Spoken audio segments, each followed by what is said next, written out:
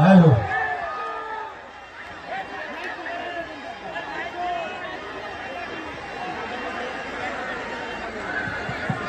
দেবতা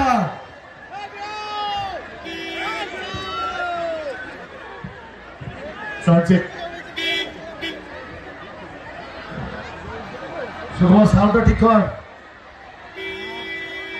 নমস্কার। ভেঙে যাবে, উঠলেই ভেঙে যাবে, একদম উঠতে হবে। বলছি আপনার সঙ্গে আছেন তো?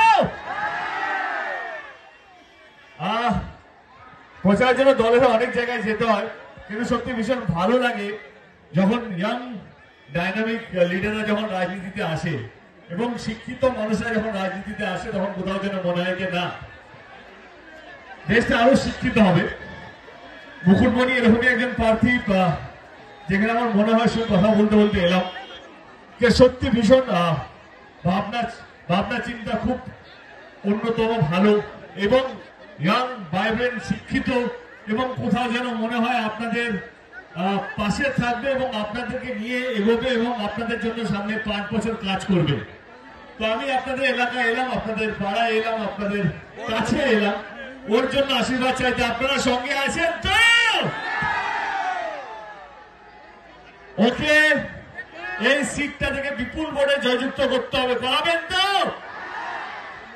আশীর্বাদ করবেন আমার এই ভাইটি যেন বড় হয় এবং বিপুল ভোটে এখান থেকে জিততে পারে। ভালো থাকবেন।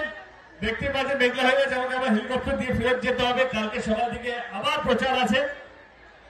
ভালো থাকবেন। ভীষণ ভালো লাগলো, এতগুলো মানুষ মানে কি বলবো জনসহায়ক হয়ে গেছে, রাস্তায় নেমেছে আশীর্বাদ করার জন্য, দেখার জন্য, ভালোবাসা দেওয়ার জন্য।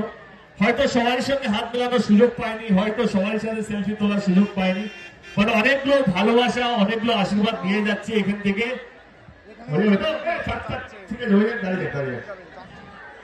চলো নিয়ে যাচ্ছি, কিন্তু ভালো থাকবেন, দেখা হবে খুব শীঘ্রই। আমাদের মধ্যে আমাদের সকলের প্রিয়, আমাদের সকলের আইকন, যুব আইকন, আমাদের সকলের প্রিয় অভিনেতা দেবদা এসছে।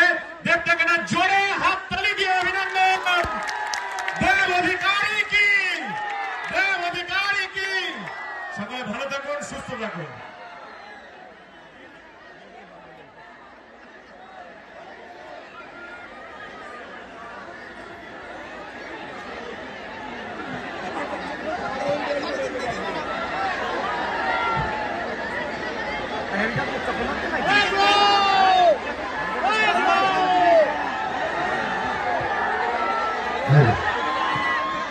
ধন্যবাদ, ধন্যবাদ অভিনেতাদের। ঘাটালের জনপ্রিয় সাংসদ দীপক অধিকারী মহাশয়কে, রানাঘাট লোকসভা কেন্দ্রের প্রার্থী মমতা ব্যানার্জির আশীর্বাদ ধন্য, অভিষেক বন্দ্যোপাধ্যায়ের আশীর্বাদ ধন্য, রানাঘাট লোকসভা